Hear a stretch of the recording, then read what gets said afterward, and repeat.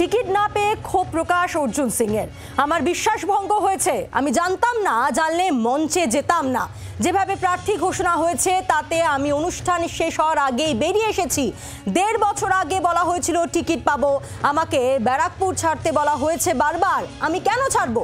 প্রতিক্রিয়া অর্জুন সিং এর।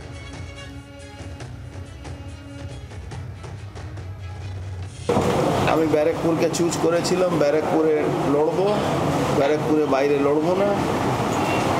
দীর্ঘ টাল বাহানা করে আলটিমেটলি ব্যারাকপুরে টিকিট দেওয়া হলো না।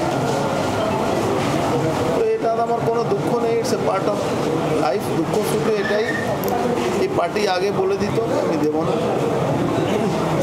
চিন্তা ভাবনা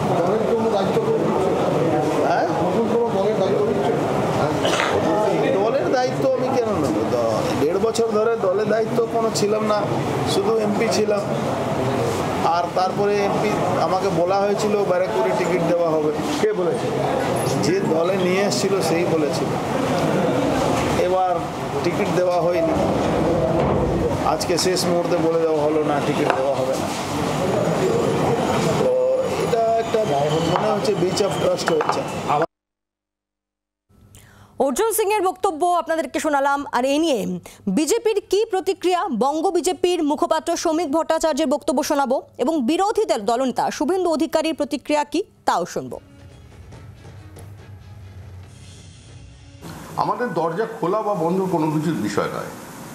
আমরা ব্যারাকপুরে শান্তি চাই, সংঘর্ষ বন্ধ করতে চাই। আমাদের দরজা ভিতর থেকে আটকানো নেই, ঠেলে বন্ধ করা রাখা আছে।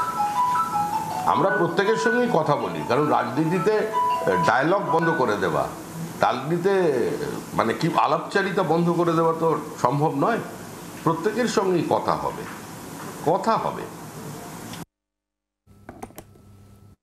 অর্জুন সিংকে ওরা কোনোদিনই বিশ্বাস করে না, আমরা জানি। কারণ অর্জুন সিং মহোদয় কার্যত ভয়ে ওদিকে গেছিলেন এবং অর্জুন সিং মহোদয়কে আমি একাধিকবার বলেছি, আমাদের অনেক নেতার সঙ্গে তার যোগাযোগ ছিল, আমার সঙ্গে যোগাযোগ ছিল। আমি বলেছি যে আপনি ভুল জায়গায় গেছেন, খুব বেশি হলে জেল খাটাতেন। অর্জুন সিং মহোদয়কেও আমরা বুঝিয়েছিলাম, কিন্তু তাকে কার্যত ভয়ে এবং চাপে গেছিল। তিনি তার সময়কালে তিনি কি করবেন আমি জানি না, আমাদের রাষ্ট্রীয় নেতারা কি করবেন আমি জানি না, না আমি বলতে পারবো না, I am not the authority.